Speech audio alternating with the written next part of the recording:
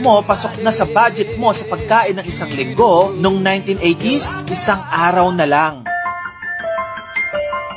Ngayon naman, throwback tayo sa dekada ng mga batang 90s. Noong 90s, yung 20 mo, pwede ka nang mag-rent ng Betamax para panoorin yung mga latest at favorite movies mo ng isang araw. Makakabili ka na rin ng 8 ounce ng soft drinks at isang piraso ng tinapay habang nanunood. Makakauwi ka na din mula sa QC hanggang Cavite dahil yung pamasahe noon, 20 pesos pwede na.